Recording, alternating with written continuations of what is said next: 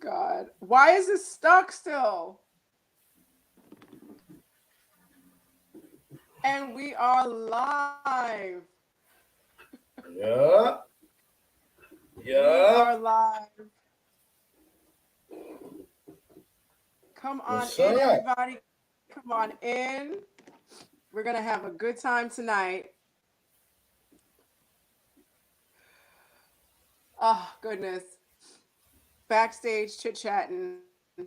And I'm not going to say which one of these Shrine members reminded me that I had to do something, but it was funny. And we are live on the Shrine of my Arts. Everybody come in. We're going to have some fun tonight. Ankh and my aunt. I see Sinette Cheryl and I see Sinette Lisa. They're both members of the Shrine. Come on in. Come on in. We're going to have a good time tonight. And this is something that's really important for people to understand because as we continue to learn about ourselves as Pan African Black people, we need to learn our customs. we need to know which ones are authentically African and which ones are not. And you might want to take pieces of different customs and cultures here and there and just decide what it is that you want to use. You know what I'm saying? But it's important for people to know, and then you can make your own choices and decisions. All right. And as we embark upon this holiday season where we have Halloween, Thanksgiving, and Christmas, let's understand what they are. Okay. I see Atan Amun Ra checking in from Chicago. Ankh Ma'at, Ankh Ujasanev. All the greetings of love and warmth. Awesome. So let's get the party started, people.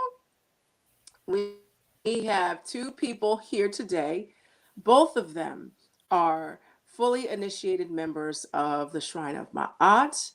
And they are also both a part of Black Excellence TV. We have Shawn Rich, member, Black Excellence TV. We have Abu Khasekhemwy, member of the Shrine of Ma'at, member of Black Excellence TV. And Abu Khasekhemwy is also a priest with the Shrine of Ma'at. Alongside with me, it's your girl, Abu Shot, having a good time. The prep for this one was a lot of fun. So I hope you guys really enjoy it. And please share this so that other people can learn this stuff as well. All right. So also, please follow Abutsa Shot at Yoga Girl Sai on Instagram and YouTube. Okay. Let's get started. So I'm going to ask Shawn this first question. Before we get into the questions, let's just do something. Just explain to the people really briefly what is Black Excellence TV. All right. So Black Excellence TV is a media platform. It's Black Excellence TV where hip hop meets consciousness. I do all of the artwork myself, the video production, the editing myself. I'm 50% owner of Black Excellence TV. Abu Khasekhemwy is the other 50% owner of Black Excellence TV.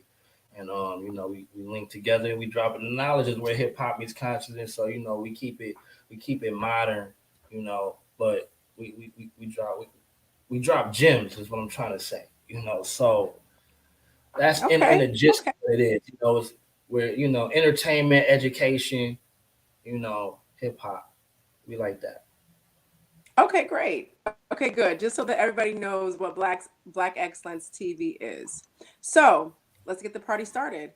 Why do we celebrate Halloween?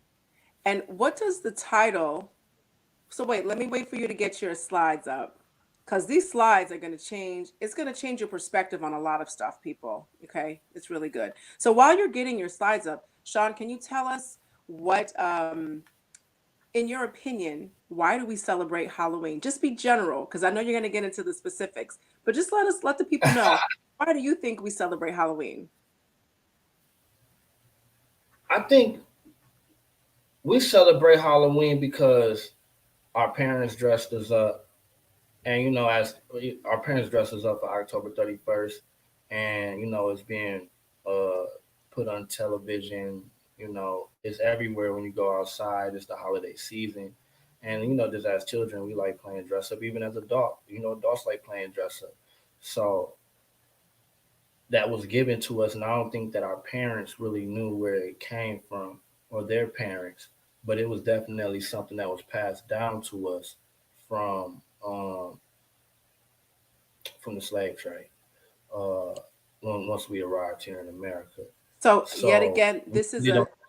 just to jump in. This is another tradition and custom that was passed down to us, and we just kind of subconsciously did it without taking a step back to see what it is.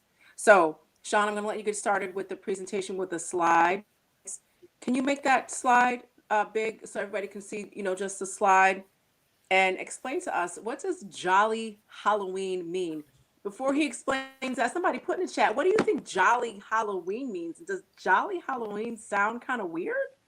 Sounds familiar, but just a little off. What's different about Jolly Halloween? Well, Come on, why that somebody. answer? Put it in the chat. Yeah, let's see if they can give an answer. You know what I'm saying? Before I let them know what it is. What Tell are me they what y'all. saying? Let's see. I see some members of the shrine in here who are always active, and I don't see any response from you guys. All Don't right. tell me what we doing. Going once, Somebody going in there, right? twice. All right, Shawn, go ahead. Tell us what Jolly Halloween means. All right, I'll just go right into it. So you see, we got Jolly Halloween, and I know that majority of the people, when we know, like when we hear the word Jolly, um, we associate it with Santa Claus, with Christmas, he's a jolly good fellow and all of that. But Jolly is the English term for jewel. It comes from the word jewel. Um, and its original form is Yule. So, and Yule is the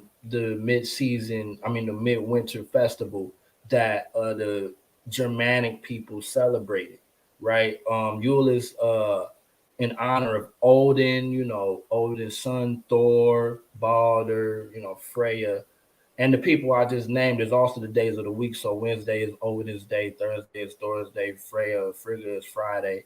So those are like the Norse deities, the Norse deities are like of Scandinavia and the Vikings. And so you have Jewel there. So you're saying Jewel Halloween.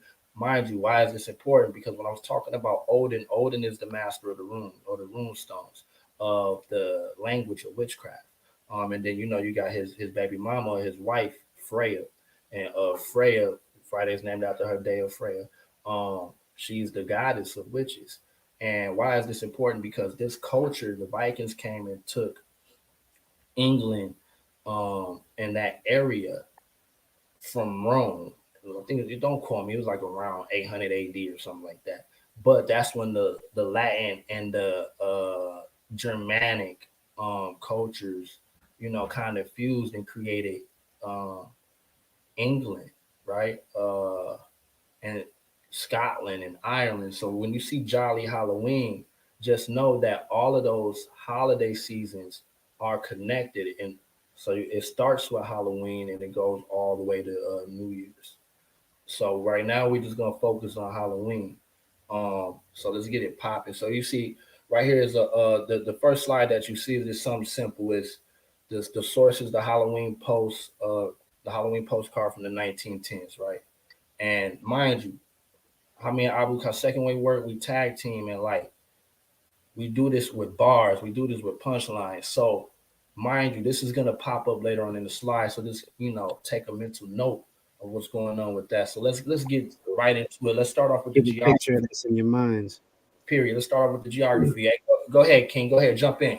Get the first slide, man. Knock them out. Ugh. Okay, so Halloween exposed, everyone. Are you guys hearing me okay? Yeah, I you hear you. sound, yeah, you're good. Cool. So, Halloween exposed. Halloween's origins date back to the ancient Celtic festival of Samhain, which is pronounced Samhain. The Celts, who lived 2,000 years ago, mostly in the area that is now Ireland, the United Kingdom, northern France, celebrated their new year on November 1st. So, as we go through these slides and we talk about the geography, I want you all to picture and just imagine the differences in cultures. Culture is built upon what we see, what's in our environment, right? So we're dealing with people that live in the cold, wet, foggy, icy type of areas, right? So let's keep it moving. Right. Hold on. Let's pause real quick. You notice it says the Celts or the Celts. So those who are out there, people who don't know who that is, well, I know a lot of y'all may watch the NBA. And what's the team? The Boston Celtics, right? So even in like basketball, football, they gonna have, in football we got the Minnesota Vikings. I'm from Minnesota. Thor is the logo to the Minnesota Vikings. And see, it says Viking. It's letting you know that these are their ancestors. But it says the Celts, and you got the Boston Celtics or the Celts, and you got the Boston Celtics. They're honoring, they're venerating their ancestor in these sports. They put it up in our faces. So let's find out who the Boston Celtics is. I mean, who the Celts is. I did it on purpose, by the way. So let's keep going. Go ahead. Yeah, so keep in mind the geography we're showing you here because this plays the role. This is the setting for Halloween for its origins, right? So Halloween origins date back to the ancient Celtic festival of Samhain, which is Samhain. The Celts, who lived 2,000 years ago, mostly in the area that is now Ireland, the United Kingdom, and northern France, celebrated their new year on November 1st. Keep this in mind. You see where that's at, right? This small area. Let's keep it moving. Right. So what I'm gonna do is, bro, I want to zoom in on that small area, right? Yeah, yeah. That's Give me the visual. the area. That's that UK area. So you notice it say Sam Hain, and it's Ireland, United Kingdom, and Northern France. So let's just zoom in. So now we can see, you see England, and what we speak English. We speak English. You see Wales, you see Ireland, Scotland. So that's that area, that UK area, right? So let's keep it moving. So that's where the Celts, this whole Sam Hain thing is originating at. Boom. Which brings us to the journey of the Mayflower, right? Real quick, the journey of the Mayflower, from 1620 to Mayflower, it's an English ship that was transporting the pilgrims, from England to what they call the New World Order. I mean, what they call the New World or the United States. That's another pun. Catch that. So you notice they're leaving from Plymouth, England, or whatever it say, and they travel, boom, to North America, and they land on Plymouth Colony. When we was growing up, they was calling it Plymouth Rock. They say Plymouth Rock ain't land on us. No, let me stop. Wait, we ain't land on Plymouth Rock. Plymouth Rock landed on us. But no, so it's definitely showing, the geography is showing that's where those people or our oppressors, that's what I'm just gonna say, those people from here on out. That's where those people came from, right? So the Celts is definitely their ancestors, is what I'm trying to say. So this is in 1620. They come here with the Pilgrims. We're gonna keep it moving because I need, And keep in mind, pause for 1 second, King. Go ahead. Keep in mind, and when we look at all of this on a geographical level, we also have to remember the legal things that were taking place. So in the 1619, 1620, 1630s, that's when they first started pushing the laws known as the Fugitive Slave Acts. So keep that in mind. I don't want to get too far off of it, but just keep in mind the setting of what's taking place here. So let's keep it moving. Fugitive Slave Act. Look, you be on it, man. I'm watching you, Abu. But, right? But no, so let's get into it. So anyway, we already said this. So you were just showing the journey of the Mayflower, just, so people can get just a basic outlook of like where this is coming from and how this even got to the United States, which ends up coming to us. Like, so we also have something in 1792 right here. This is a map from 1792 or whatever, basically detailing the transatlantic slave route, right? So it's showing them leaving from, leaving from Britain, that area that we were showing, coming down into West Africa, coming up out of West Africa with the slaves, dropping them off in the West Indies, as Jamaica, the Caribbean, Dominican, Haiti, right? Or also North America, which is us. And then, they take the tobacco, the sugar, and the raw cotton and the furs, and they transfer it back, to to Britain, to England, right? So let's keep going. This fun fact, there's Shawn, 140 Shawn, ships. Yeah. I'm going to jump in for 1 second. We had a question that young Foreman had. From my understanding, Scotland and Ireland have ties to Africa. Is that the topic? It's not the direct topic, but from the whole Tuesday talk, it's going to explain how the customs from that area, from Ireland and Scotland, affected those of us who are in the Americas, um, Pan African diasporan blacks from the enslavement trade, how those customs affected us. So in that regard, it is connected. And the other thing that you might be referring to is, African people were the first people who walked around the planet. And so when you had Dominion small Africans who were in Ireland, that's where that was like the prototype for their leprechaun. So Yeah. I don't know if I answered your question, Explain. but there's definitely this connection, and Shawn is explaining it right now. So go ahead, Shawn. So yeah, let me get back in. So and yeah, he's probably talking about that, and probably talking about like the legend of Saint Patrick. When Saint Patrick allegedly, freed Ireland from the snakes, and they were saying that the snakes may have been the twat people, like you were saying, the short people. However, Right.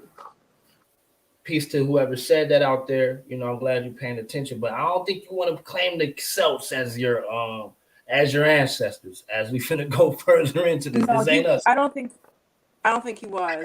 I don't think he It's was. all, Yeah. it's all good. So I guess brief history of it. So from 1616, the British Crown passed down various acts granted to charters to enable companies to settle and administer and exploit British interest on the west coast of Africa, um, to supply slaves to the American colonies. Right, the African companies were granted a monopoly to trade in slaves. I just wanted to read that off. So this is what they're doing. So they kidnapping us and they're colonizing West Africa at this time. And these are those people. These are the descendants of those cells. So understanding, what took place during the transatlantic slave trade in the Middle Passage, um, why would we want to pass down, the culture of the colonizer to our children That's right. first? That's the first question that we want to ask. Like, if you just look at this picture, you see people that look like us, they going underneath the boat. But the people that's like holding them hostage or whatever, this is. But they want to trick or treat though. They want to trick or treat. They want to trick or treat, man. We're celebratory people. Listen, we be under a lot of stress and stuff like that. So we always be wanting to celebrate and party. And I understand, I get it, but Understandable. we ain't gotta venerate, we ain't gotta venerate their ancestors. Let's keep it moving though. So we laid down the basic geography work and take a sip of water. Hopefully it's cold because it's about to get hot. Let's go. Boom. First point we're gonna start off with is our history and culture. Go ahead and get this next one, King, while I get myself situated. All right. So you saw how we started with the Celtic origins, right? So let's go a little bit deeper into the Celtics, right? So from the Oxford Dictionary, right? Other names for Halloween: Allantide, Cornish; All Hallows Tide, right? Germanic; All Souls Day, Christian; Calan Gaif or Hollantide, Welsh; Halloween, secular American; Kala, Ganav, that's Breton; Samhain, Man, Samhain, Martin, Irish; Samhain, that's Scottish, and I'm probably butchering some of the pronunciation behind this, but we're showing you the linguistics behind it to further. You saw the geography. now you're seeing the language and how the language ties into the culture. We're speaking English, right? And we know English is a bastardized language, which incorporates many words from Germanic and other areas. For example, we use God. That's one of the main words we use. In God, we know that That's comes from right. GAD, right? GAD, Germanic. So Yeah, that's so not even a Christian word. to create the English language, the English language is Germanic. It's coming from the runes, right? And so you mix that with the Latin, and you will get your English language. This is why when you do etymology on the words in the English language, it's either going to go to a Latin root or a Germanic root. So you're always going to find them people. But let's keep going. So where my slides go? Okay, everything messed up. All right, so yeah, next slide. Bam, Sam Hain. So we're Quick gonna focus question. Quick on Hain. question. Go ahead. Real quick. Shawn and Khasekhemwy, can you guys speak a little louder? Can you put in the chat what the volume sounds like, please? They Okay, Yeah, can't. I'm sure. sorry. Go ahead, Shawn. I just want you to Okay. speak a little louder. Mm-hmm. Mhm. All right, hold on. Let me adjust that real quick. Let me turn my mic up. Turn my mic up. All right, is this better? Look, I'll just project my voice a little louder. Is this better? That's good. Right there is good. You don't have to How you go hearing louder me? than that. Okay, go ahead. All right, yeah. So where we at? All right, so Sam Hain. We're gonna focus on Sam Hain for now. We finna go up in there. So we just showed you in the last slide in the Oxford Celtic Dictionary, right? That Sam Hain is one of them ones. That's a different name for Halloween, right? So we're gonna get up out of here. Bam, Sam Hain.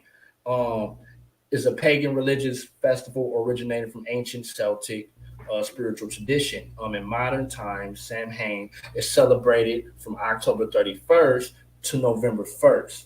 And with this, they welcome in the harvest and they usher in the dark half of the year, you know. And so I want you to pay attention to the picture on the right. You see, these next couple of photos, what we about to show is what they envision they self to be. So you're gonna see a lot of fire because notice it says the dark half of the year. This is where it starts to get cold. That sun starts to go down earlier, and it is to them the darkness is where they can hide in to do certain malicious things. I would say. Rituals And and so stuff. yeah. Listen, we getting there. Look, come So, on so now. Shawn, so just so we're clear, we're looking at the Celtics in their regalia to do their Celtic rituals. Is that correct? Right. Yes. And Okay, pay here we attention go. to that picture because we're gonna explain more things that you see in this picture as we go further along. I mean, we even look. You see, she hold like a wood branch. Listen, these people be in the forest. They're in the forest. They're in the woods. This is what how they was living, right? So around this time of the year, this is what it looked like to them. So this, if you look at this and put yourself in their mindset. This is where they get, like, yo, is that somebody hiding behind the tree?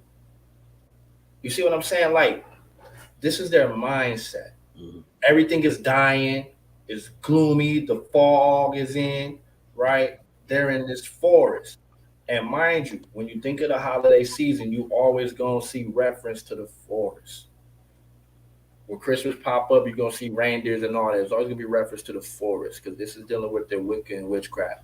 And this ain't no knock to Wicca or witchcraft. I'm just saying, like, hey, them ain't our ancestors.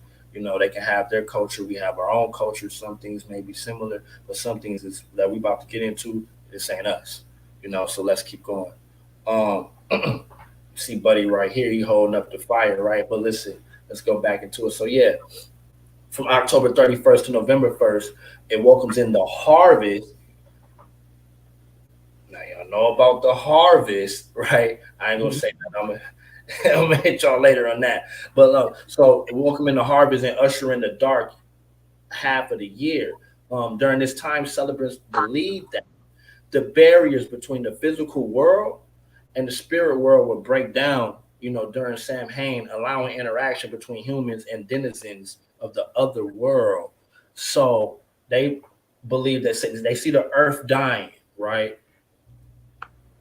They see the earth dying. So they believe this is the time, where they can interact amongst the other world beings, as in their deceased ancestors. This is what they visualize, and this is that dark half of the year. So let's keep going. And that's why my man's right here. He got the fire. You're gonna see a lot of that. Since it's dark and it's cold, they worship fire. Mm-hmm. That's a part of their thing. And we're gonna get more deeper into that. We just, keeping it light right now. So here's the Celtic priest. Go ahead, man. Explain this. Yeah, so the Celtic priests, going in further, they were called the Druids in their culture, right?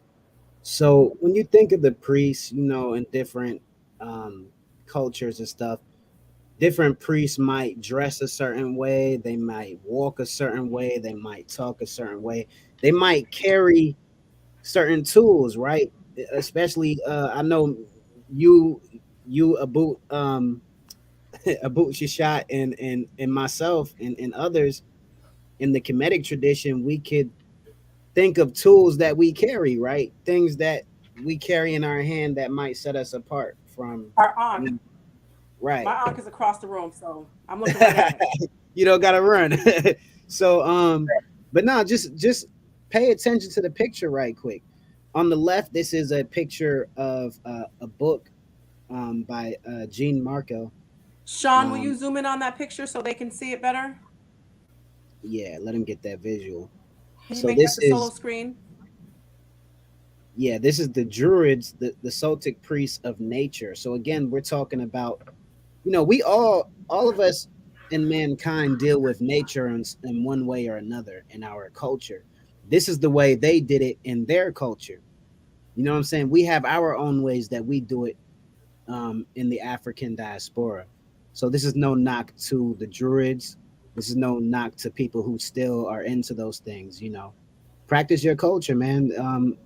Get into your heritage. We encourage that, but we question those who choose to pass on Halloween to their children when their children aren't exactly in genetic inheritance of the Celtics, right? And in the middle, you can see here, right, the antlers.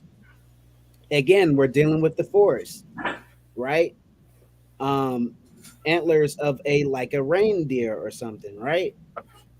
And so you see the Celtic priest, Right. having his tools in his hand, a snake. They were into venom and things of that sort. And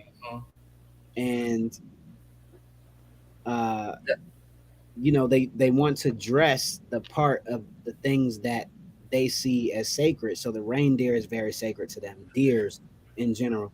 And as you can see on the right, this is a modern depiction of a evil looking druid figure. So another thing, like the Druids, the the Druids, they're like forest dwellers though, right? So that's why you see, if you look to it would be my left. If you look to the left and see the book cover, you see he's in the forest. So this is where you get like concepts. So you get these concepts of like the Bigfoot, right? The legend of the Sasquatch and Bigfoot, right? Because they had something called wild men, and Odin is one of the wild men, right? Odin was also called Woden or Wooden, right? He where he looked like he got antlers and all that. He looked like he's a tree, It looks like Sasquatch, like Bigfoot, So they be in the forest running around like that though, So I ain't trying to knock them, but they be in the forest. They be wild men in the forest like that, and so that's what they was representing. Let me skip past this slide. Let's keep it going. Look like Gandalf, man. They look like so listen. Gandalf, that's Germanic, right? So when you watching Lord of the Rings, when you watching Harry Potter, you got Dumbledore, you got Gandalf. That's Odin. the old man with the beard. Mm-hmm. Santa Claus, that's Odin. This is so yeah, when you talk about dwarfs, fairies, Right.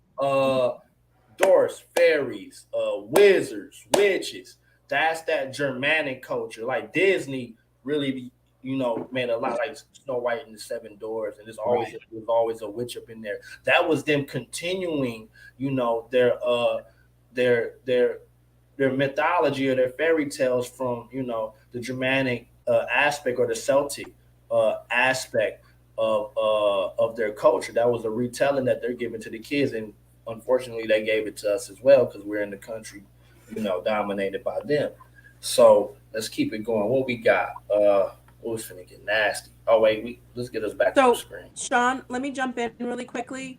There was a question from Anthony Drain, and I think that you're going to address this later on in the performance, not the performance, sorry.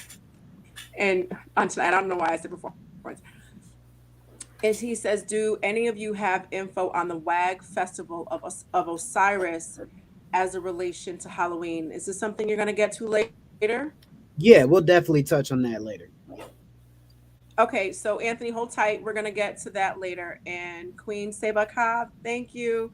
Loving the scholarship. This is what the people need to hear. What's up, Sebaka? That's my girl. Saber! What's up, Saber? Queen Sebaka? Yeah. So yeah, let's get back to it. Go ahead. I'm listening. I was just gonna say that they work together, Shawn and Khasekhemwy and Sebaka, and that's why she got all this love, because we love everybody. We love everybody on Tuesday Talk who's in the audience, keeping us going. So go ahead, continue. Yeah, and I just want to say that one quick thing. So the Boston Celtics, they're the Celtics, and I'm gonna let that little comment slide because I'm a Lakers fan. But okay, but the origin of the right, we don't want to talk about them. But the origin of the word is originally pronounced as Celtic. The origin of the word is originally pronounced as Celtic, like a hard C, like kite and Celtic. Okay. Go ahead, guys. Let's go. So go ahead with your presentation, and we're gonna throw in that answer for Brother Anthony. Definitely. We're gonna get you right first. We want to show you the setting to build up to that. Oh yeah, we building up. Yeah. He jumped to the WAG, like, yo, we already with the WAG. We got you. We wagged up. Don't even trip, King. We got you. Okay. But keep going. No, so all right. So let me get through this. So we back on the Druids again. Is the screen sharing? Share the screen, bro. Are we not sharing? Oh, okay. Hold on. My bad. Here we go. There you go. All right, man. So the Druids. So remember, we laid out the groundwork. We were showing, people with the fire and the wood, with their their sticks or their branches and all of that. But let's get into it. All right. So this is from Julius Caesar. When he wrote about encountering, the Druids. So since ancient Celts didn't use the written word, all of our accounts about Druids come from outsiders, particularly the Romans, like I just said. The Druids are engaged in things sacred, conduct the public and private sacrifices, and interpret all matters of religion, wrote Julius Caesar in 50 BC. Right? So it sounds sweet. So anyways, after Rome invaded modern France, the emperor noted their interest in astronomy, education, and valor, and their habit of sacrificing fellow ancient Frenchmen, to gain their gods' favors by using wicker men stuffed with live men and set on fire. Remember, we done spoke. Remember, keep that in your mind. The wicker man. Men stuffed with a wicker man stuffed with live men and set on fire. Other Roman writers also fixated on the Druids' love of blood and gore. Pliny the Elder wrote the Druids' appreciation for both the mistletoe and human sacrifice. Like I said again, the mistletoe and human sacrifice. They go that mistletoe. They go that mistletoe. That's Mhm. crazy. But let's keep going. Let's keep going. So to murder a man was to do the act of the highest devoutness.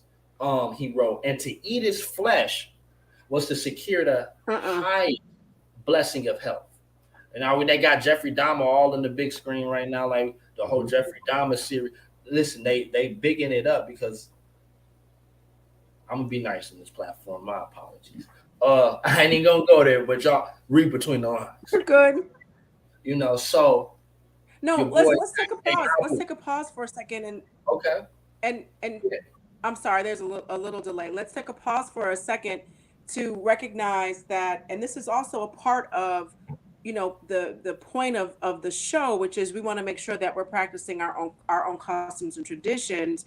One of our members, Jason Holmes, put the Burning Man Festival, and also when talking about with Jeffrey Dahmer on this, newly revised movie of him, and at a time where this man was eating human beings and eating black people. This is what this man was doing. And so we continue to see history repeating itself from someone else's culture as it affects us. So it's important to know why you do what you do.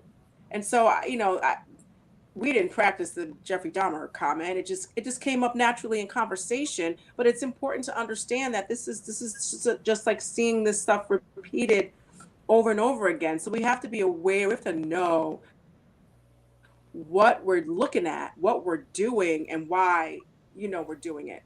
But go ahead, share the screen again so it's just the words so people can see that clearer. Thank you, Agenicon. There you go. gotta move that comment. Yeah. Hold on, that comment in the way. Go ahead, Shawn. You had the mic. Yeah. So no, I had the comment. I couldn't read it. So oh yeah, I was in the other paragraph. Oh yeah, Okay. so Tacitus. So Tacitus was was he a Roman writer, right? Abu Khasekhemwy. He wrote a lot about Yeah. what He was was a it? writer and he was also a general as well. Right, Correct me if okay. I'm wrong, Tacitus. Yes. Yeah, so he described a battle in Wales in which the Druid covered their altars with the blood of captives and consulted their deities through human entrails. So, like, I understand, like, when some of us, be seeing the similarities in witchcraft, but this, that right there. So we'll say, hey, they got an altar. That's what we do. Well, I don't know, we covering our altars with blood and human entrails. Right. So that's a Mhm. little. Definitely not human blood. They up there. That's up there. So I'm just saying that these are some vicious people. That's all I'm gonna say. That's vicious. That's vicious. That's like almost like a wild animal type of stuff. So this is just passed down through them. But anyways, the pagan practitioners presented an existential threat to Rome, to the Romans, who feared the Druid powers over the Celtic communities that Rome had conquered. The source is National Geographic. So let's get back to the Druids. So what we see from the Druids, they over here burning people on fire, using wicker men. They capturing people and sacrificing these people to their deities by using their human entrails, the insides of the humans or whatever on the altar. On the altar, just imagine, I got my altar over here. Like, imagine I'll chop off somebody's arm, like, yo, we finna praise the Necharu with a chopped off arm, blood everywhere on my altar. Like, I just couldn't even have the stomach for that. Like, wouldn't even be Right. able to. I wouldn't even have the stomach for that.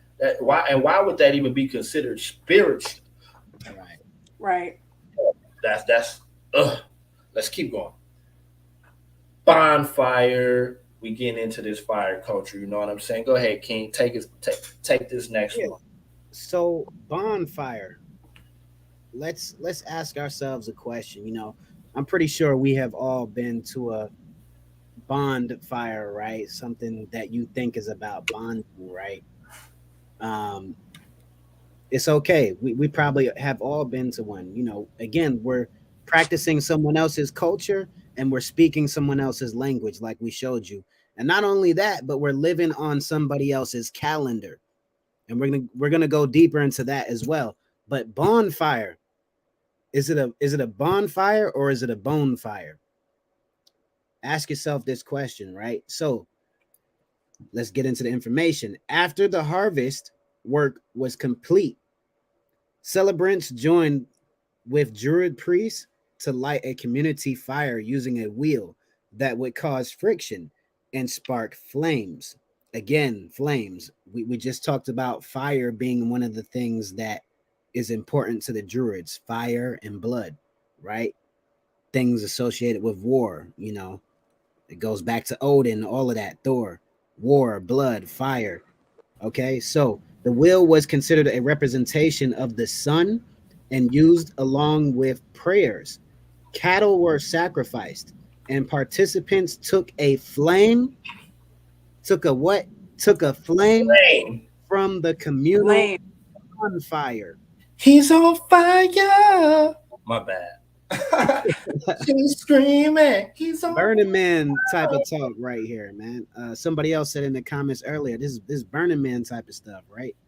Yeah, that's what we're showing, you know. Yeah. Fire is very important, man. Cattle were sacrificed and participants took a flame from the communal bonfire back to their home to relight the hearth. We Yeah, just let's talked about chopping limbs and putting it on the altar. They taking bones from the bonfire and relighting it once they get home. yeah, that's crazy. And like, so they doing that, right? It's cold outside for them. So I guess they was just like, yo, you gotta go. You know what I'm saying? He's on fire. Like, yeah, we can't do that, right? So they're taking the bones so that they'll light you up, burn you on fire, and then take take some bones back. Like, yo, it's kind of cold back at the crib. So they're gonna take some So bones back so and light that up. so jump That's so to jump in, they have the bonfire for dual purpose for warmth to heat themselves because it's cold where they are, but also as a part of human sacrifice during this celebration time. Is that correct? Yes. right. Exactly. And so now here we are, right? You know, going to hang out. Like, hey, we finna go to the bonfire. And you know, you see them people sitting around the bonfire. Yeah. You know, subconsciously they thinking, you know, something else, you know. And here we are passing down this bonfire, you know, I'm Mm-hmm. gonna go and have fun at the bonfire. And really it's something else going on that we would just, you know, never even suspect. You know, like who would have even thought that the word bonfire Right. They literally were on fire? Right. You know, and I just want people should know this information because they still celebrating it like this, and we're gonna show that. But the thing is, people should know this information so you don't get caught slipping. Everybody gotta stay safe, and I want my people, you know, I want my people to stay safe. You know, don't get to driving out up north, you know, real far, and then going to hang out and see some strangers and going to hang out with them in the forest, and maybe then going to the cabin with them, and you know you're gonna have a good time, you know, at the bonfire. You know, you might be the fire. Let's keep going. No, You don't even know it. you know what I'm saying? You the main attraction, right? Like, yo, that's crazy. I'd have never thought this. So Yeah. let me get this next one. So yeah, the word is actually derived from Middle English bonfire, meaning literally a fire of bones. The earliest appearance of the word is uh, from the 15th century. Ignis Osium, I will believe, which means fire of bones, right? And that's from the Merriam-Webster dictionary. But here goes the Wicker Man. So this is what a Wicker Man looked like.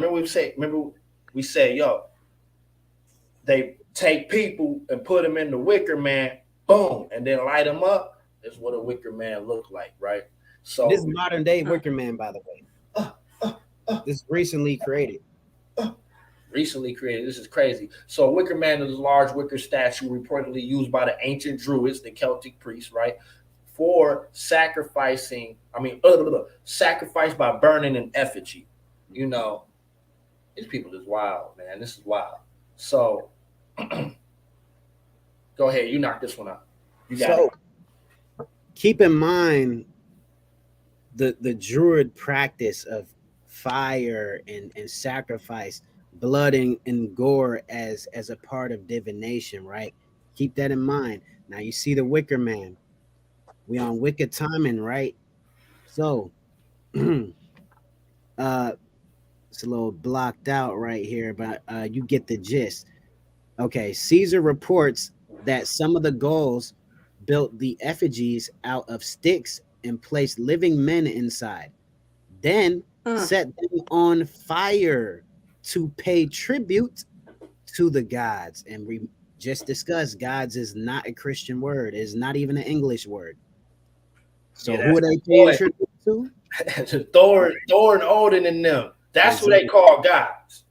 You know, Exactly. just so we're clear on So that. let me jump in and say this: Odin and Thor are the German gods, No, and not the it German, and then Germanic. you have this Wicker Man, Germanic, sorry, Yeah. Mhm. Germanic, and they have real live human beings inside these big Wicker Man statues that they make, and then they burn them with people inside. Yes. Okay, Yeah, that's what they so saying. that is something that has happened and is a part of American history. We're going to get to that, but keep Yes, on. we are. Yeah. we're going to So get and we're going to this get to is a point where we can see, I'm sorry, where we can see why we shouldn't be doing this. Go ahead. I'm sorry, it's a little Yeah, yeah. so delay. If we could pull back 1 second, I just want them to see that this source doesn't come from us. If we could just go back, yeah, there we go. And this is Caesar that is saying this stuff. And we could go to the source of, you see the source right there, De Beo Galacio, right? Another Roman. So Caesar is actually writing that though the Druid generally used those found guilty of crimes deserving death as they pleased the gods more, they sometimes used slaves and thralls when no delinquents could be found. Does that sound familiar? Let's keep it moving. let me get the next one. So look, bonfire, bonfire. So in worship of Saint Johann, the people woke at home and made it. So this is the citation from John Merck, Liber the Ballad. Listen, I'm not Roman or Latin, so don't expect me to pronounce the words. You know, I got African American vernacular English deeply rooted in me. So yeah, so in worship of Saint Johann, the people woke at home and made ill manner of fires. Un was clean bones and no wood, and that is called a bonfire. So he said, people woke at home and made ill manner of fires. Un was clean bones and no wood, and that's called a bonfire.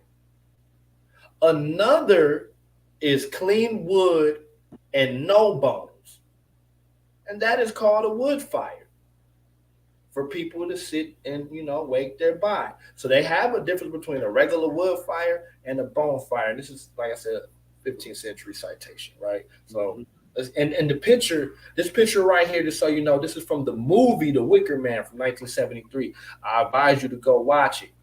Uh, they Buddy got caught slipping out there and he got put in that Wicker Man. Um, Mm. and he got put in that Wicker Man on there. It's crazy. So yeah, it's actually in the movie somebody getting burnt up right there. But I'll keep it moving. Um, oh, the Lindau man. So we're just continuing the show. So what we're doing is we're showing the brutality of like the ancient Celts and these Druid people, who later on, they're the Scotland, Irish, and England, and London, right? So as these people. It's they wild who later on is the Pilgrims. Later on, it's George Washington, right? So, but go ahead, man. Let them know what the Yeah, Lindau man. man is about. It's And so this key is to in the learn. British Museum. This is in Yeah, the British British Museum. Museum. This is from their. This is from their land. Their British Museum. Let's go. So they're showing you from the British Museum. If you ever have a chance to visit, there's not just a Lindo man. There's a Lindo woman. There's some Lindo children, right? So let's get into it. What you're looking at here. How did this man pass away? Let's get into it. The reasons and cause of death have caused debate between scholars. There are signs of two blows on the top of the head. Check out that man's head, right? You could kind of even see it bashed in on the top, right? Yeah, you can. Yeah. He suffered, man. You can see the suffering on his face when he passed away, right? You There can. are signs of two blows to the top of the head with a heavy and bladed weapon, and also a knife wound to the throat. There is also evidence for a blow to the back by a broken rib. He had a thin cord around his neck, which may have been used to strangle and break his neck. But some have argued Mm. that it was simply a necklace because yeah, they trying to tone it down and say it was just a necklace. And all right, man, the dude was already attacked from the back and on top of his head and to his neck. So with blunt objects, heavy objects, and sharp objects. So you can't really tone it down at this point. But you read in Right. between. He says, but some have argued that it was simply a necklace because it was knotted in a decorative manner. Once dead, he was placed face down in the bog. This horrific death may have been a ritual killing, a human sacrifice Mm. carried out. What? A human sacrifice carried out, perhaps by who? By the Druids. Yeah, By man. the Druids. Them people is brutal. Remember now, we just got done talking. Now, picture it as priests, as priests and priestesses. If you hang around priests, if you know what priests do, priests, like I said, they carry tools, right? They engage in rituals, Right. right? They honor the divinity, that which is divine. They commune, they help others commune with the divine. So what are you trying to tap into when you're chopping off limbs, chopping off ears, taking bones where there's no meat left because it was in the fire that long, and you taking it back home to light it on fire again? What are you trying to tap into when you got human blood on your Mm. altar? What are you trying to tap into when you see killing somebody and sacrificing them and stabbing them and watching the way the blood drips as a form of divination? Mm. Now, priest, when we divinate, we might be dealing a deck of cards and reading past life, future life, that kind of thing. We might be reading palms. You know, there's even throwing the bones, throwing the cowrie shells as Cowrie divination. shells, It's so many bones. forms of divination. You see where I'm going with this, Abu Shashat? Divination Mm-hmm. in their world was sacrifice. How can I stab this man and see how the blood drip down his neck? I'm not satisfied. Let me bash him in the head. And when Yo, I'm done, I'm listen. gonna stuff him in the water. You know what I'm Yo, saying? yo, Halloween. listen. That's crazy. That's like, look, bro. That's the mindset of these people, Mhm. right? So this is why they're able to create like horror movies. See, a man got to think it first in his head, and so you think like a horror movie like Hellraiser. They snatching skin off. You know, fire demons coming to haunt you in your sleep, Freddy Krueger. Like just to create a horror, a way a man think of, so a man is. They letting you know. So when you think even like about this slave trade, the horrendous stuff that they were doing to us, you know, was it by accident or was it ritualistic?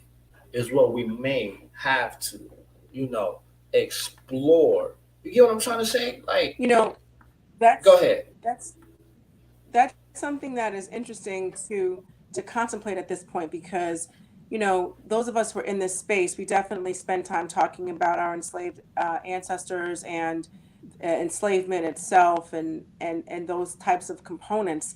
But with the presentation that you've given so far, and also with the showing the citation for human sacrifice and human ritual, it makes you think to a parallel between what they were doing with their own kind, with their own, people, and what they did to our enslaved ancestors.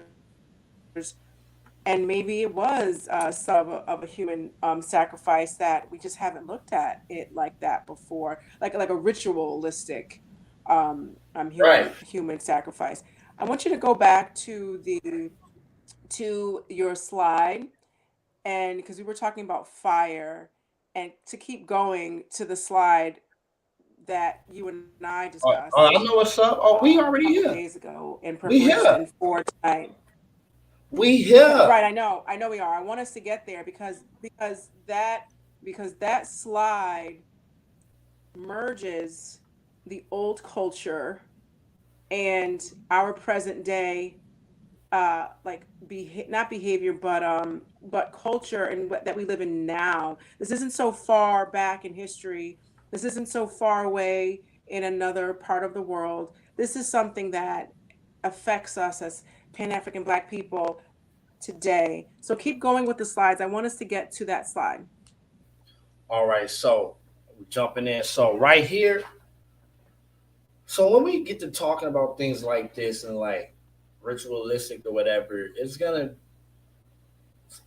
be hard to like super cite a scholarly source unless that scholar was a part of it, right? You get what I'm trying to say? Like if they're not a part of it, it's like, for example, when we're talking like, I don't know, gang culture, can't nobody say what the gang members do besides the gang members. Otherwise, you just got second, third, fourth hand information. So we're going right here, straight from the witch's mouth. This is some witch blog site. This is what they do. This ain't got nothing to do with me. But I just want to let me blow it up. Let me blow it up. So, yo, this is straight from the witch's mouth. Like I said, Halloween, Samhain is witchcraft, is Wicca, it's witchcraft. We don't need to be passing none of that type of culture down to our babies. So let's go right here. Pagan eye, wicker man on fire under a full moon. And when is this? The date say Wednesday, September 12th, 2012. That was about a decade ago. But I'm just saying, like, they still with this. They with this. But look how they explain it. So forget about how we explain it. We like, yo, this is kind of grimy. Like, yo, this is like brutal. But they explain it like this fantastic picture. Like, let me see. Let me try to do it like how they'll try to sell it to you. Let me back that up.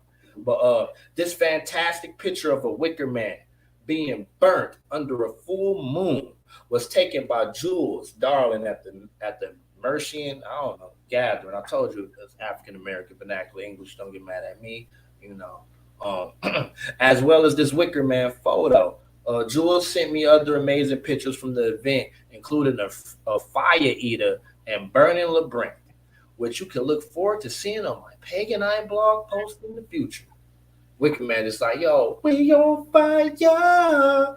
And really representing that. But, let's keep going forward.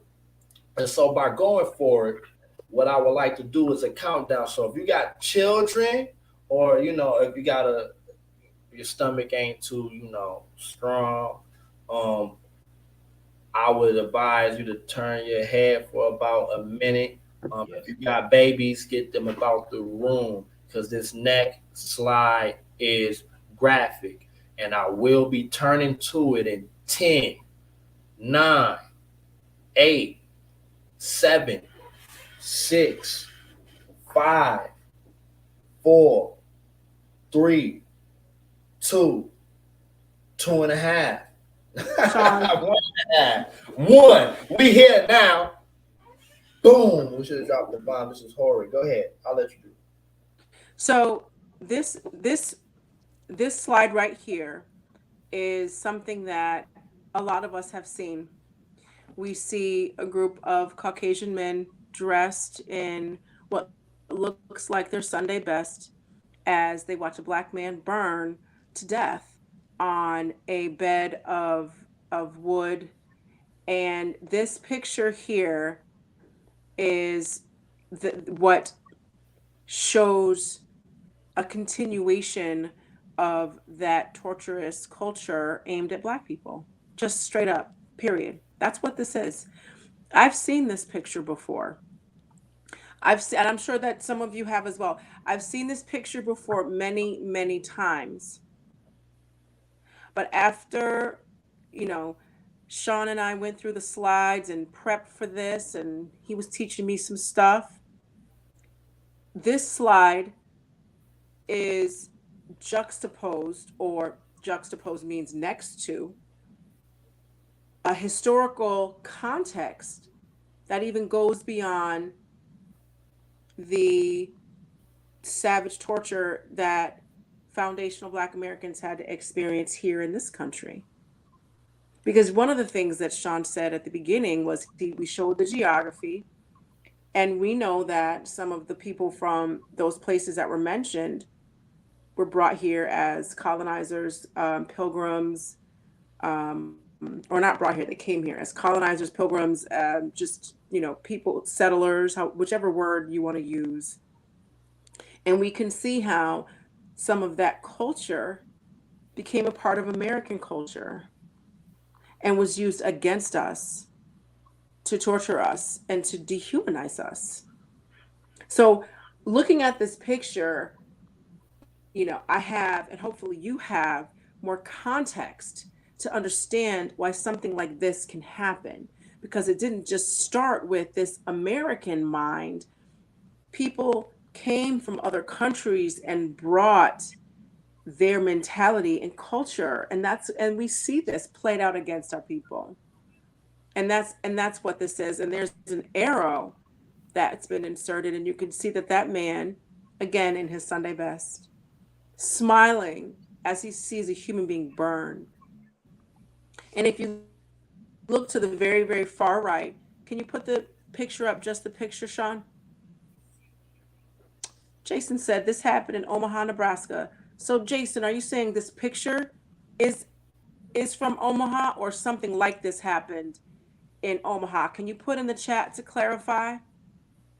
If you look to the far right, there's a young boy who's peeking up over to see what is going on. Can you imagine bringing your child to a bonfire where people are burned? And let's not also forget that the Klan burns a cross. So fire and burning isn't just used just for heat. It's also used for ritualistic sacrifices. So Jason explained, he clarified, yes, this picture is a real picture from Omaha, Nebraska. Wow. I'm going to put that up there. Okay, Shawn, go ahead. You can continue. I just wanted to really make it clear how history is here. We live it. Mm-hmm. Yeah. Bonfire culture. Yeah, I was just saying, so family out there, just be careful. This is the time of the year, you know, where they might like to strike. We'll go over this. So back to Jolly Halloween, Jewel Halloween. So if you think that, or if anybody out there thought that we're making it up as far as Jewel or Yule and Halloween and putting like Christmas and Halloween together, no, it's automatically connected together. So we'll just go right here to the Wiccan Will of the Year, right? So the Wiccan Will of the Year is the Sam Haines Wiccan Will of the Year. So if you notice right here, let's do it. So this is like the calendar that they follow. Let me blow that up. Let me blow that up. Yeah, do a solo screen. So guys, this calendar, I learned so much prepping for this one. I love. Let me tell you something. A lot of work goes into Tuesday Talk, more than you know, a whole lot, and I love it. I really, really do because I get to learn some stuff, add some stuff. Sean broke down this calendar, and I'm glad that you blew it up. So this is one of these. They all are, but this is definitely something a Tuesday Talk that you want to look at again, kind of soon, because Halloween is right around the corner, and you want to know what you're getting yourself into. So go ahead, Sean. So yeah, so this is the I'm looking at the wrong screen. So yeah, so you notice it say Sam Hain, the 1st of November. This is the Wiccan's New Year or the Witch's New Year. But if you look over to the top, it says Yule. 21st of December, winter solstice, their Yule tide. Yule tide today is called Christmas season. I don't want to get too deep into Christmas right now, but just know that the Yuletide, the Odin celebration for the 12 days of Christmas and all of that, just know that Yuletide was changed to Christmas tide when it got Christianized. The word tide, as in tides of the moon, the tides of the moon may control the seasons. So this is where you get Christmas tide, Christmas season, Yuletide. So I'll keep going. So also I'll break down more of what this because I just totally skipped over this one. So Wicked celebrate a variation of Sam Hain as one of their yearly Sabbaths of the wheel of the year. It is deemed by most Wiccans to be the most important of the four greater Sabbaths. Samhain is seen by some Wiccans as a time to celebrate the lives of those who have died, and it often involves paying respect to the ancestors, family members, elders of the faith, friends, pets, and other loved ones who have died. In some rituals, the spirit of the dead are invited to attend festivities. It is seen as a festival of darkness, which is balanced at the opposite point of the wheel by the spring festival Beltane. And so I want to talk I want to talk briefly about that. Let me solo out my screen. Hold on. Let me see here. Let me see here. Hold on. Every time I try to be extra.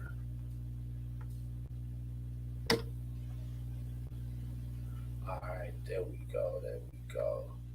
So let's just take a look at this, right? So let's take a look at this.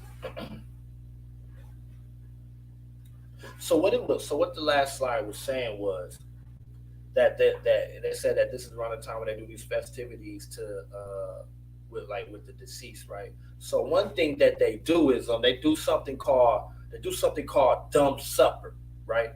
And dumb supper is when they have their family jump in. I mean, not jump in. They have their family over for dinner on October 31st. And when they have their family over for dinner on October 31st, there's also other seats that's around the table that's not filled up. So these seats that are not filled up are supposed to be taken by the ancestor. So they have this feast with them and their deceased, and they don't say a word. That's why it's called dumb supper. You don't speak, and this is where you get the concept of haunted house. So now think about your babies that you dressing them up, and you sending them to go knock on these people's door, and they in there having a dumb supper. You don't know what you inviting your kids to, what you into. You always got to think about that. But I'll get out the solo format and get back into the presentation. Where we at? Hi, everybody, get over there. How y'all doing? All right, here we go. Let me take that off. So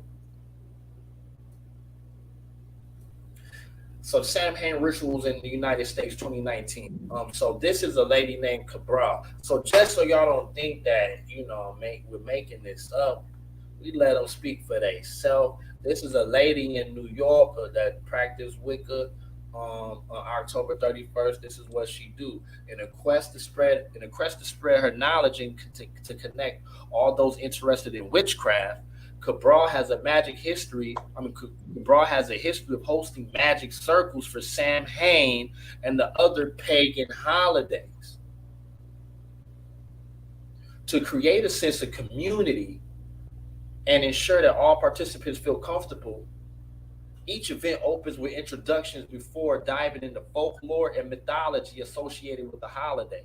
Cabral then lead a guided meditation that further sets the tone for the evening. At a Samhain magic circle, for example, the meditation could transport participants to the underworld, where they might encounter people from their past. Now, I don't know how true that is or not. Take that with a grain of salt, saying that they teleport, but this is what they saying. So even if they not really teleporting, they think they teleport. So maybe they think they just going out. You might go knock on their door. They going out. They going out their body. They done lost their mind. They done teleported somewhere else, and the evil version come and get you. Right? You're Jeffrey Dahmer. So we. Hi, Booster Shot. How you doing? Can you hear me? I'm fine. Okay, I'm making sure you can hear me. Yeah, All right, so we got the Samhain Ritual US 2019. Now we can talk about these jack-o'-lanterns. Go ahead, King. Yeah, so there's a reason why we showed you that first picture on the first slide. In the background of that picture, you seen a jack-o'-lantern carved out of the moon, right? Defacing nature, right? With a little blood dripping, right? You see that? Zoom in. That's the moon. That's a jack-o'-lantern version of the moon. You see blood smeared on the face. And this is, once again, a postcard from 1919, right? So, Jolly Halloween, right? We on Wicca timing, Wicca calendar, right? This is the culture that we want to take on and pass on to our children and celebrate. Okay, let's get into it. Just the other day, somebody was asking me why I do not, decorate with a jack-o'-lantern. Let's talk about that. Witches continue to use jack-o'-lanterns as a form of protection in their Samhain rituals. You carve them, and then you sit in a circle, and they protect the circle, Cabral said, right? And you see the swords down there. This is from the pagans themselves, pagan festival of Samhain, right? So going on, Hold so on, you see, let me skip past this. Here we go. uh-huh. I don't know what happened with the slide. Go ahead. Yeah. So with jack-o'-lanterns, you see that that's a ritual that they partake in. They use their jack-o'-lanterns for certain reasons, right? So going door to door after bonfires and whatnot, they would look to see, oh, this person got the jack-o'-lantern sitting next to their area where they live at. So maybe we shouldn't mess with them.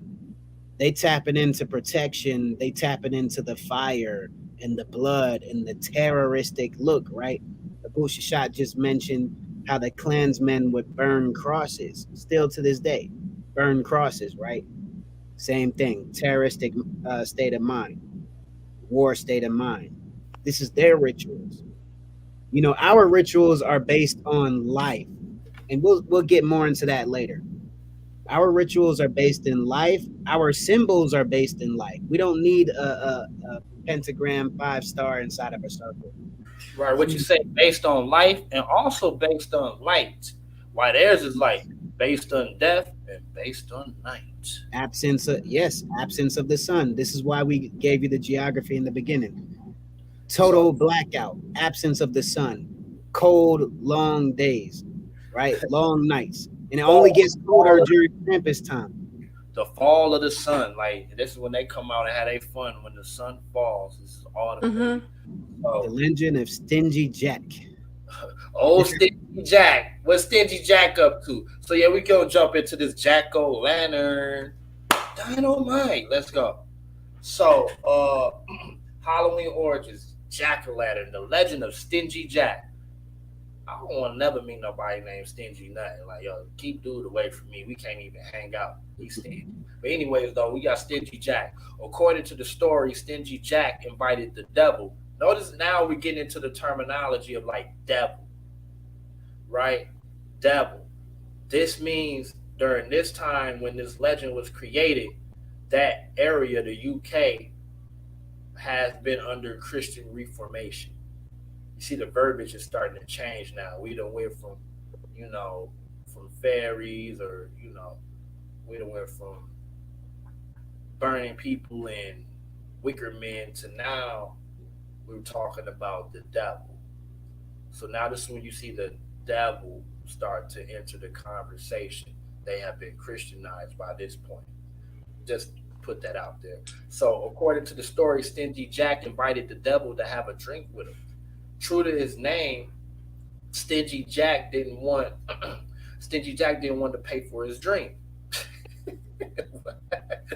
Hey, either true. Don't go out with Stingy Jack. All right, he ain't gonna pay for his drink. It is on you. So he convinced the devil to turn himself into a coin that Jack could use to buy their drinks.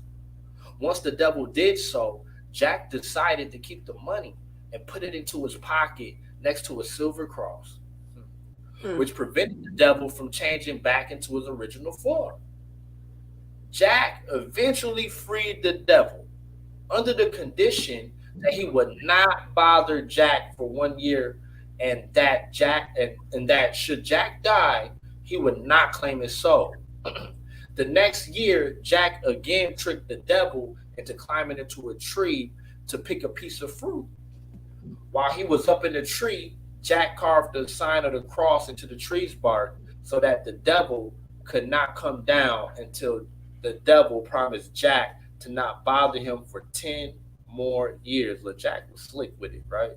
He ain't pay for the drink and say, hey, bro, turn it to a penny. Like, what? So anyways, soon after Jack died, he ain't get too far now, did he? As the legend goes, God would not allow such an unsavory figure into heaven. The devil, upset by the trick Jack had played on him and keeping his word not to claim his soul, would not allow Jack into hell. He sent Jack off into the dark night with only a burning coal to light his way. Jack put the coal into a carved out turnip and has been roaming the earth with ever since. The Irish began to refer to this ghostly figure as Jack of the Lantern, and then simply Jack Lantern. Right? But notice it said turnip because okay, can y'all see that whole slide, or is it just me that can't see? I see it now. We can see the slide. The whole slide. Not all like of it. Okay, We can't see all the words, but go ahead. Just go ahead. All right, so in whole- Ireland, there we go. I just had to fix that. So, let me pull it back up. So, no, basically in Ireland, they wasn't cutting faces out of pumpkins. They was cutting faces out of turnips, right? And they would cut the face out of the turnip, to ward off evil spirits. And this later on became a practice of cutting up the pumpkin, about time they got to the Americas. But I'll go ahead and read the slide. I know this offhand anyway. But in Ireland and Scotland, people began to make their own version of jack-lanterns by carving scary faces into turnips or potatoes and placing them into windows or near doors to frighten away Stingy Jack and other wandering evil spirits. In England, large beets are used. Immigrants from these countries brought the jack-o'-lantern tradition with them when they came to the United States. They soon found that pumpkins, a fruit native to America, makes perfect jack-o'-lanterns. Ta-da! And here we are. So, we ain't gonna get to them just yet. Before we go there, about the jack-o'-lantern. Go ahead. Let's just have a convo. No, before we go to the last slide, I want to talk about the masks. We did a little bit more conversing about the masks before. I think it's important to see those creepy looking masks. Oh yeah, and then we'll round it out. That's exactly what I'm going. and then we'll round it out with what we do as African people. Yep, definitely. So let's jump into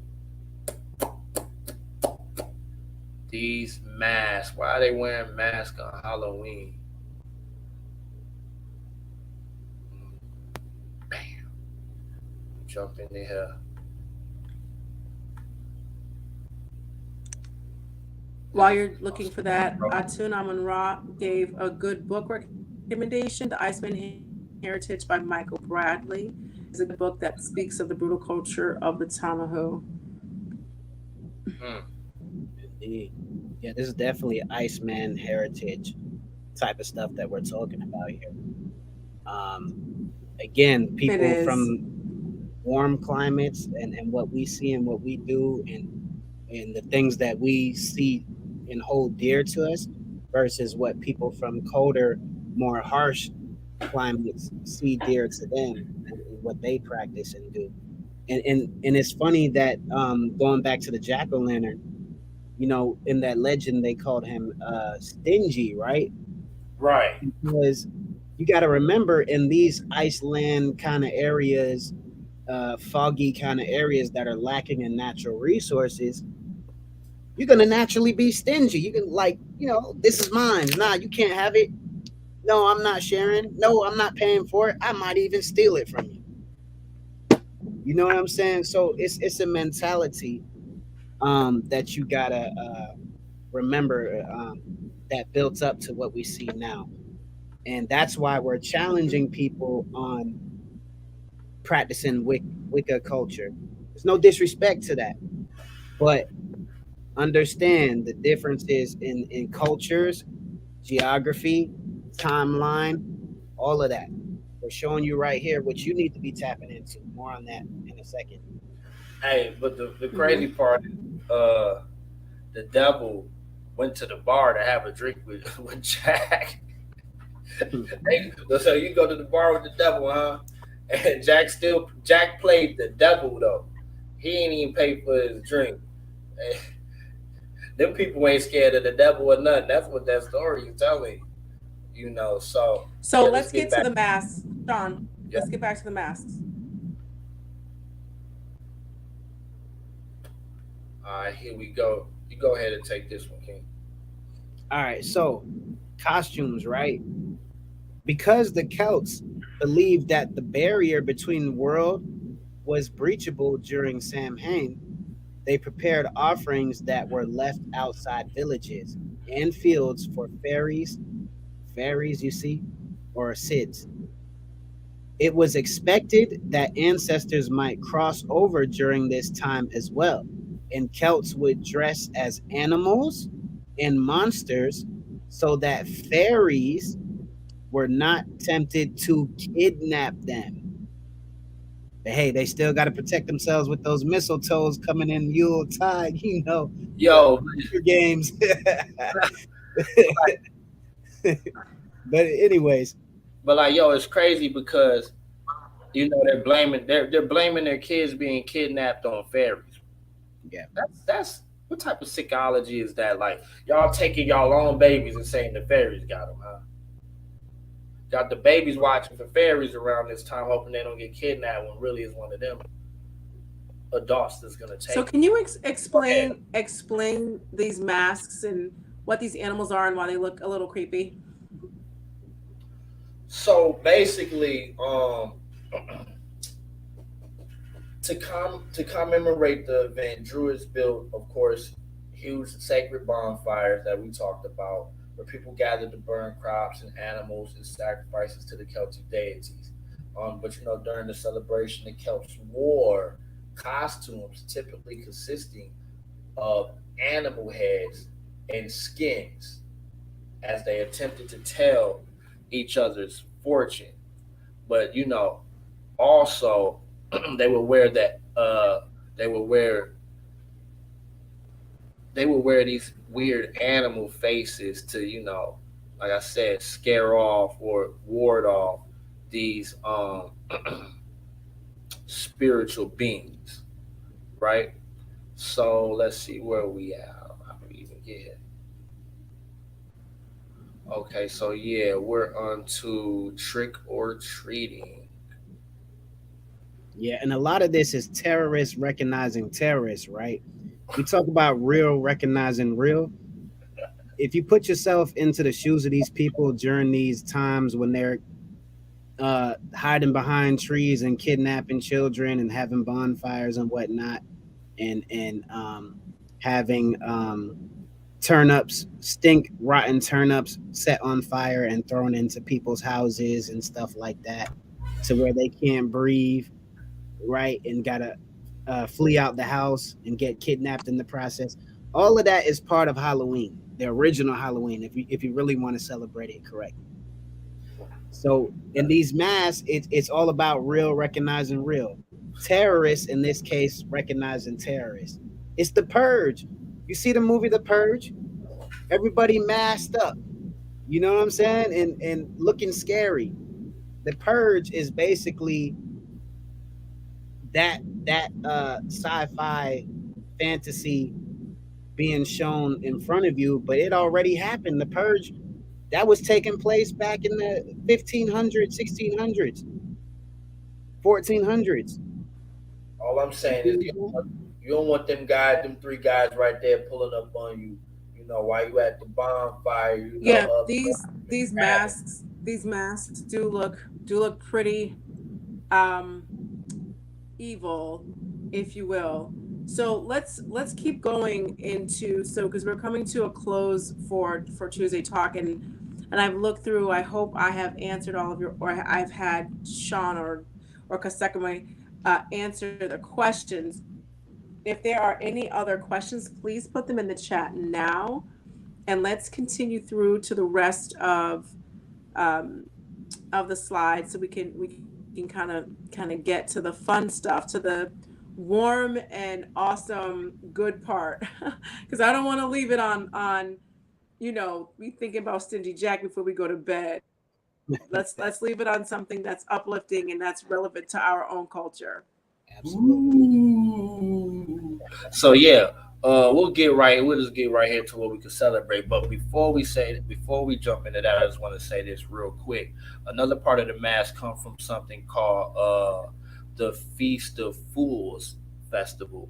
It takes place January 1st, but when they got this holiday season, all mashed in together in the United States. So the Feast of Fools was when the prominent people of the culture would or the city would all put masks on. So like the security, the police officers, the priests, the higher up people, and they'll put on masks and they'll go to this party. And what they do is they have sex with each other with the mask on, and they'll, man on man, woman on woman, or whatever that it may be, and they get down on each other with the mask on, and act like they don't know who it was. And this is people of high prominence. So check it out. It's called the Feast of Fools. This is part of their New Year's celebration, but also, and then Odin used to also wear the mask when he'll be on the streets. He'll wear the mask. This ain't in the presentation, but when he be on the streets, he'll wear the mask, and he'll also pose as a bum too. So he'll pose as a bum, and he'll be on the streets wearing the mask, and then he be kidnapping babies. As part of his story. He'll kidnap anybody during the wild hunt during Halloween, but we skipped over them slides, so I just wanted to close that out. So yeah, let's get to how to honor the ancestors with African spirituality. Go ahead, King. Take us So home. yeah, so we definitely got to end on a positive note, um, because like Abu said, we don't want to be going to bed thinking about all of this uh, culture that does not belong to us. Let's think about culture that belongs to us, because that's how you pass on culture. You think about it, you write it, you speak it, you talk it, you walk it, you eat it, and you go to sleep with it. So, what is the Adae and what is the Wag celebration? Right. Also, we're going to talk about some other African celebrations. Um, so, if you know something about these celebrations, post it in the chat. Let's hear what you got to say. Um, I know somebody mentioned the WAG festival earlier. Yes, African spirituality is in our DNA. Absolutely. And it's what I'm showing you. You got to tap into your heritage. And as a matter of fact, it's written in the Maxims of Ptah Hotep that we must, it is our duty to protect our inheritance, whether that's a spiritual inheritance, whether it's property handed down to us. That's one of the laws that we follow. That's one of the wisdom, that's part of the wisdom that was passed down to us from our ancient Kemetic ancestors. So by tapping into this heritage right here, the Adai festival and the Wag festival and the Wadi festivals, we are taking care of our cultural inheritance. We don't need to take care of the Wiccans' cultural inheritance. They already got that handled. They're doing a great job of that. All right, let's keep it moving. We want to wear pentagrams and stuff. And there's no disrespect to the Wiccans out there. We got a lot of children of the African diaspora that practice Wicca type of things. But I encourage you to look at your culture for a second. So, WAG Festival takes place approximately August 18th after the season of the flooding begins with the offerings to Hapi, also known as the Nile, and Amen. The celebration of WAG precedes the festival of drunkenness on the 20th. WAG festival lasts for 2 days, starting on the 18th and ending with offers and celebration to Tahuti on the 19th day. WAG, as seen on Ramesses III temple at Medine, Kabu, WAG follows Opet festival. People make boats and sail them to the west. And Kemetic practitioners, we know the significance of the west, right? WAG follows Opet festival. People make boats and sail them to the west in honor of Usar, also known as Osiris, and the ancestors. Boats of paper and shrines of paper were set on the Hapi River and upon graves. This represented the passing of Usar. Likewise, in Kemet, the Wadi festival was another important holiday where the ancestors were remembered, similarly to an ancient day of the dead. The Theban triad was honored and taken to the mortuary temples. People would join the festivities by placing flowers. Where do we get this type of stuff, this culture from? Ain't nothing new under the sun. Placing flowers on the graves of the dead and food offerings. Okay. Um. So let me take it back to the WAG festival for a second, right? So the WAG festival, um, it's said in the book, the Halloween tree. The Halloween tree. They make mention of the WAG festival, this ancient Kemetic holiday, this festivity, right, is mentioned in the Halloween tree, which is also a movie as well as a book. So, and they go into describing that trick or treating stems from that because the Europeans took the idea of, we like to leave food offerings on our altars and to our ancestors and so on and so forth, right? That's part of what we do, practice honoring that which has passed on, and by remembering and pouring libation and making food offerings, these ancestors are honored and they live on, their spirit lives on, right? So with the WAG festival, you had all of this going on, flowers being placed on graves, uh, uh, food offerings being left out, paper boats and stuff going out to the west, the western areas, right? The land of those who have passed on and transitioned. So keep in mind, right? We showed you what the Druids did, and we showed you what happened with Halloween, how it led up to today. Well, what if we poured into our ancestors and remembered our heritage to this point today instead of pouring into their culture? What if we pump as much money as we do Halloween into the WAG festival, into the Wadi festival, into OPET festival, Wet Brim Pet festival, into African culture, into the Adaye festival, right? Think about it. Let's get the next slide. I want you to keep that in mind. And on the left, you see a picture here of uh, what is left from ancient times of Sean, the solo Wadi this, festival. Sean. Solo it. Yeah, let's get a zoom in here. Yeah, nice. Yes. So And zoom and into it. Yes. There we go. yeah, pay attention to what you see here on the left picture. Food offerings, music, dance, right? Flowers, bouquet of flowers being offered up for the ancestors. We started this. We started this bouquet of flowers for the graves type of thing. We invented the tombstone. Mm. You see what I'm saying? So it's time to tap back into your culture. They said your culture was evil, but you know, you pointing the finger, but what's going on with you over there? Just saying, right? Mm. Egyptologist Lynn Meskel describes the focus of the celebration.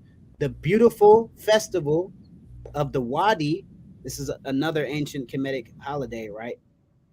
The Wadi was a key example of a festival of the dead, which took place between the harvest, right? The harvest, we touched on their harvest. Let's talk about our harvest. How come we're not celebrating our harvest, right? Which took place between the harvest and the Nile flood. Why are we not remembering when the Nile floods, the Hopi River floods, and when we used to partake in the harvest in the Niger River areas, in the what today is called Lake Victoria, but I'm so sorry I can't remember the ancestral name, the original name of so-called Lake Victoria right now, but you get my point.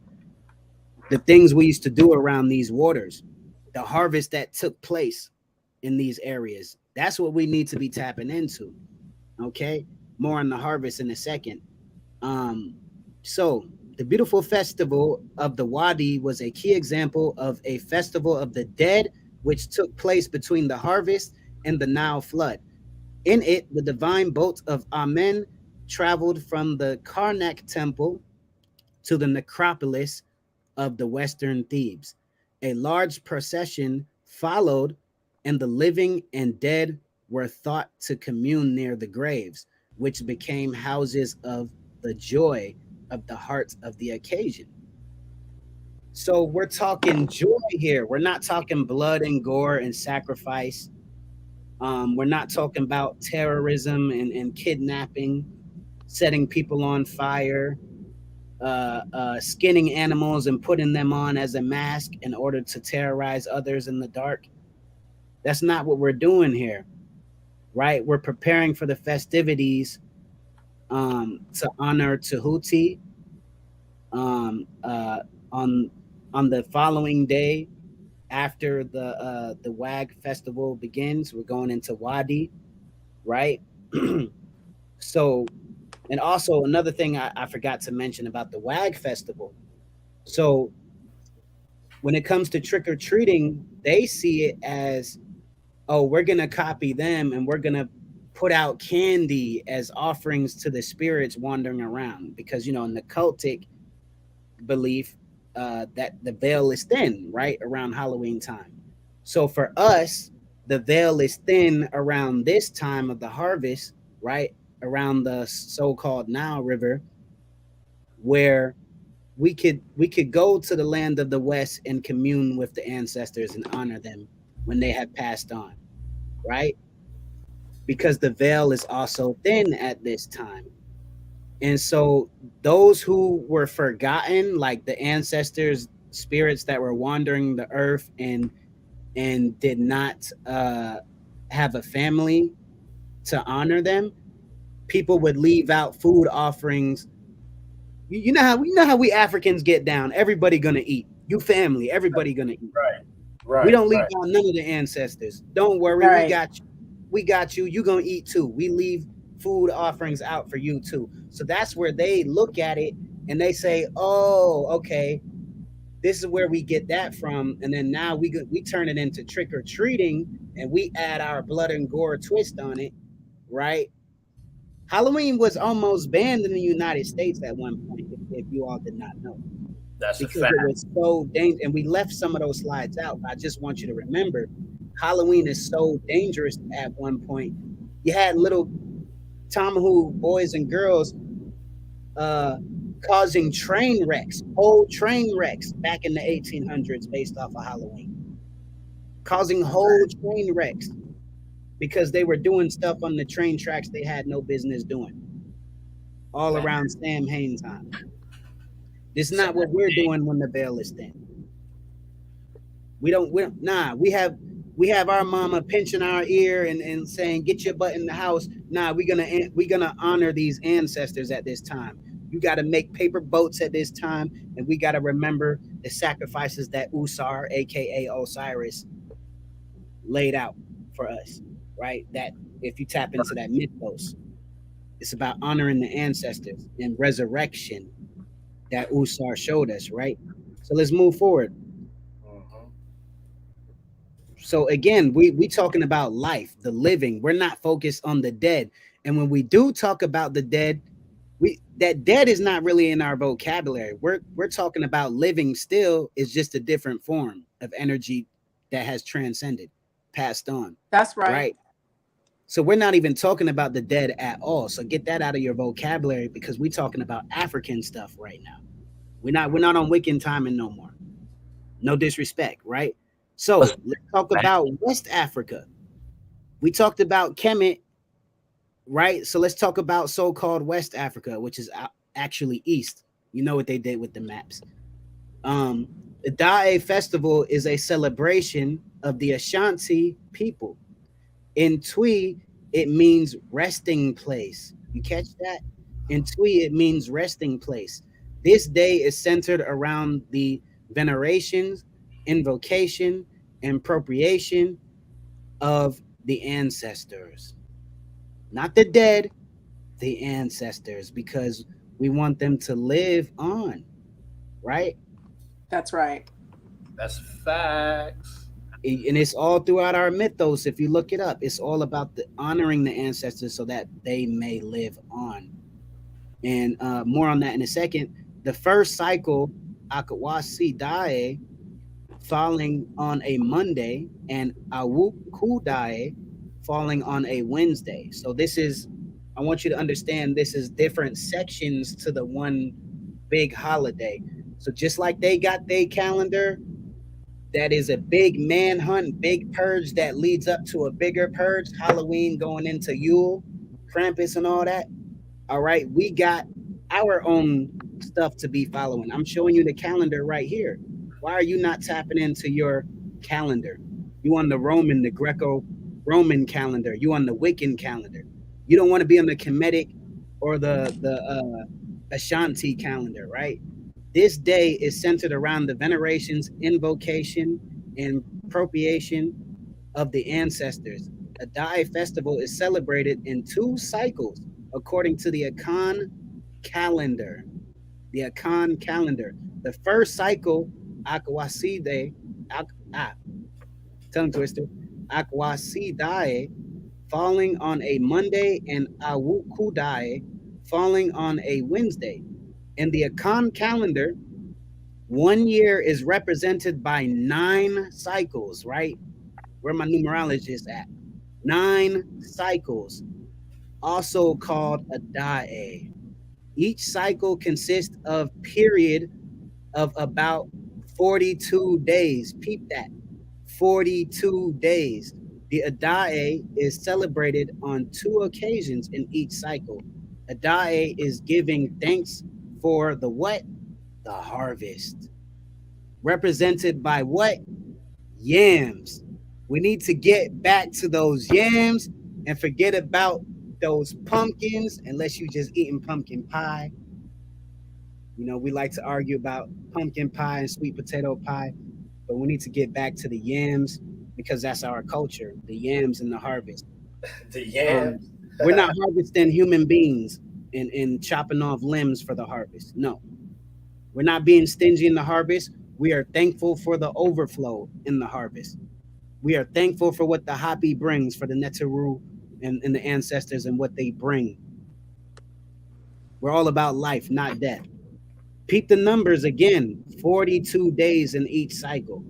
9 days represents Adae. Peep the numbers. The Adae is celebrated in two occasions in each cycle. Adae is giving thanks for the harvest, represented by yams, as well as honoring of the ancestors with yams. Akoma are the dances for the spirits, starting on Adae's Eve. Also, drumming for the spirits takes place on Adae's Eve. So again, these are things that we could be tapping into as children of the African diaspora. So yes, Team Sweet Potato. I Team love me some sweet sweet potato. potato. Yams and make me dance. Hey. Dancer, yo, yeah. Hey, I Yeah, want some sweet potatoes now. You know what I'm saying? I'm gonna make some sweet. I'm gonna try to make some sweet potatoes from scratch and feed them to my see my baby like or my daughter. I ain't never tried to make no yams, but now I got a taste for them. I wish my grandma was here. Man, I wish she was here in Arizona. You see how the culture brings us together? I might have to fly. Yes. I might gotta fly to Minnesota, man. Go give me some yams from Nana. Look, So we Nana, got people, team sweet potato, team yams. it's busted. And check this out, right? So it wasn't just yams that was a part of the festivities. So some of you might be familiar with fufu, right? So the queen mother, and I know there's another term for it, but you know I'm speaking English right now. So the queen mother of the village, um, in the area where they say there's a stool, right, in the Ashanti tradition where in that area the queen mother has offerings of fufu. And so, in honor of the black woman, she comes with that different thing, the fufu versus everybody else got the yams. See what I'm saying? Mhm. So, we always honoring our women. We always doing that. That's what we do. You know what I'm saying? The yams, you know. Hey, African way. Mm-hmm. And so, with, with the Adae festival and the Wadi and the Wag festival, it all has one thing in common, whether it's West, North, South, or East Africa.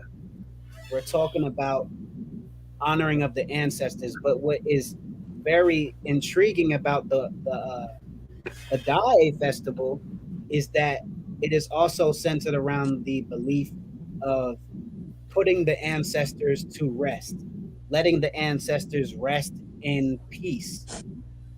You see what I'm saying? So the beauty behind that is we always want to summon somebody, we want to conjure a spirit, we want to talk about the ancestors left and right. We talk about the ancestors putting in work. We want to talk about even the Christian parts of us. We want to say Jesus take the wheel, right? Jesus take the wheel. How come we don't let the spirits rest in peace? Nah, let them be. Always trying to put the spirits to work. Why don't you go to work? not in the middle of the highway though. Like, yo, Jesus, I don't know what you was doing. You might have had me, had some yams for dinner, but come down here and drive this car. Take the wheel. Right. Like, they can't chill, bro. You But see what I'm yeah, saying? So yeah, we need to, as metaphysical practitioners, as spiritual people, we need to remember how we do our rituals and our spirituality. We don't just ungratefully say, Say that gimme, gimme, again. gimme. Say that We again. don't say, you know what I'm saying? So as spiritual people, we need to remember how we do our spirituality and our rituals. We don't just practice stingy jack o' That's right. lantern behavior. We don't say, gimme, gimme, gimme, no, mine, mine, mines. I'ma take from you, take, steal, don't share, don't put back into the earth. No, our culture is to be thankful for what the Happy River provides. Be thankful for what the Neteru, the Nebu Neter, and the ancestors provide. Be thankful for those spirits always being with us. So how do we do that? Honor that DNA. Honor that DNA. Speak for the voices. Speak utterance out of the heart for the voices that didn't have a chance to speak, that might have got burned or tortured like a Lindo man, or burned at the stake, or lynched up by the rope. Not hung, lynched. Not hung, lynched. Understand the difference. Ritual killings. Understand the difference. Ritual killings. Lynching is a ritual. Okay? Hanging is not so much a ritual. Lynching is about suffering versus hanging. You just drop, straight drop. That's a hanging. Lynching, nah, you gonna struggle. You gonna swing back and forth, and you gonna struggle, and they gonna keep pulling you up, and you gonna keep struggling around the neck. If you get what I'm saying, it's a ritual. It's torture. That's not where we're coming from. So we're telling you to tap into not Wicca timing, tap into Ada timing, tap into Wag and Wadi timing, because when we honor our ancestors and we honor our spiritual heritage, we're following the wisdom of the maxims of the Tao Hotep, and we will come out on top. If as long as we keep And disrespecting our ancestors, how we gonna raise? How we gonna grow if we don't remember who the so hell we I are? just want to reiterate that one of the things that's so beautiful about us is that we do have ancestors that come from different parts of the continent, mainly West Africa. Whatever calls you, go to it. Okay, if Kemetic spirituality calls you, come on over. All right. If it's the Akan, if it's Vodun, if it's the Dogon, if however you want to do it, go ahead and do it, because it's all of an African frame of mind. We all have those similar um, ways of connecting to the divine and connecting nature. Get back in our own rhythm, get on another calendar, get on one of our calendars. And really, what it does is it resets the mind and the spirit so that you're able to continue to walk as we were intended to walk as Africans, you know?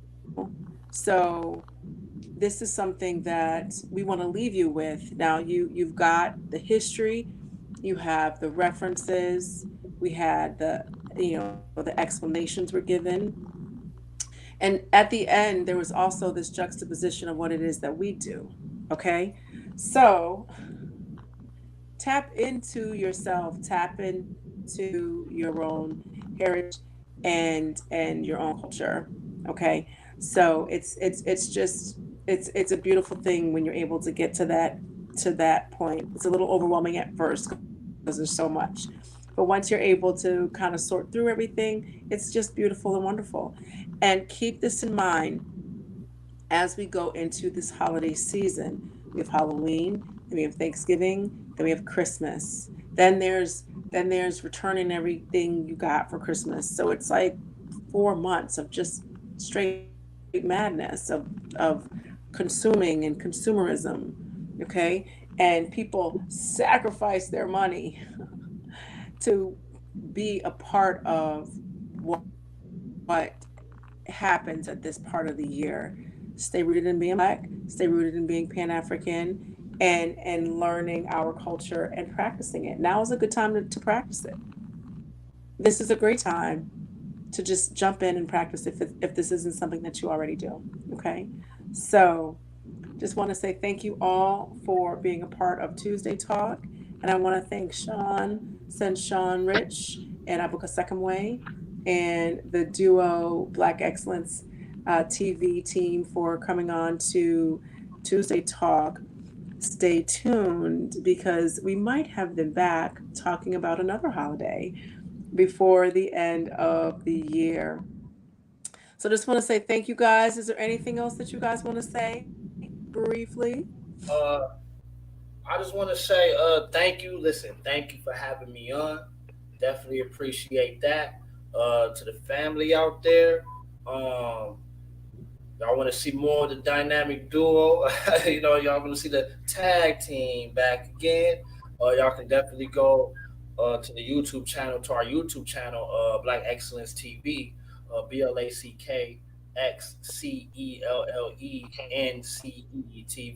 BXTV, Black Excellence TV. We be on there all the time, man, on our platform. So if you want to see more of us and what we got to offer, definitely come and holler.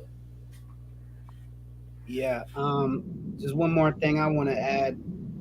Just we close with life, man. We close this with life. We talking about so much death, and we're people of life. So this is how we end this. You know what I'm saying? Definitely. All right. Well, Okay, thank you so much. And we get back into the screen.